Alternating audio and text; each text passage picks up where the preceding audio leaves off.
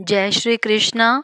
आज इस वीडियो में हम बुधवार व्रत की कथा सुनेंगे। बुधवार का दिन सभी देवी देवताओं में सबसे पहले पूजे जाने वाले भगवान गणेश को समर्पित होता है। बुधवार के दिन उपवास रखने का विशेष महत्व होता है। बुधवार के दिन व्रत रखने पर जीवन में सुख समृद्धि आती है। ऐसी मान्यता है कि जो भी व्यक्ति बुधवार के दिन व्रत रखता है और पूरे दिन भगवान गणेश की साधना करता है, उस व्यक्ति के जीवन में कभी भी धन धान्य की कमी नहीं होती। इस दिन व्रत रखने वाले लोगों को हरा कपड़ा, हरी मूंग, हरा चारा दान करना चाहिए। आइए सुनते हैं बुधवार व्रत की कथा। पौराणिक कथा के अनुसार मधुसूदन नाम का एक व्यक्ति समतापुर नगर में रहता था।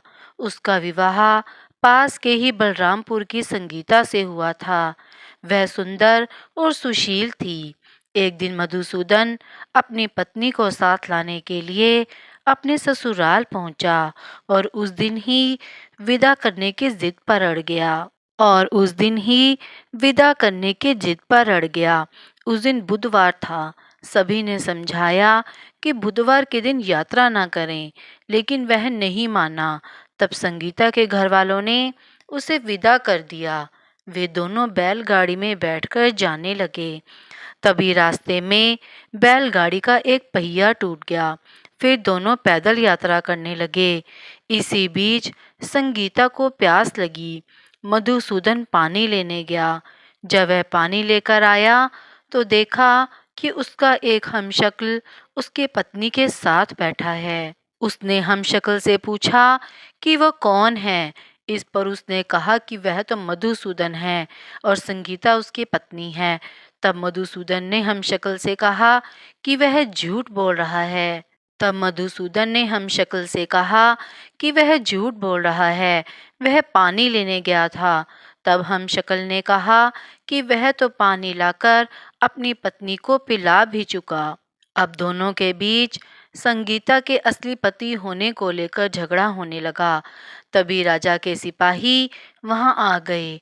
उन्होंने संगीता से पूछा कि उसका असली पति कौन है। तब वह जवाब न दे पाई, क्योंकि वह खुद दुविधा में पड़ गई थी। इस पर सिपाहियों ने उनको राजा के दरबार में पेश किया। पूरी बात सुनने के बाद राजा ने दोनों को जेल में डालने का आदेश दे दिया।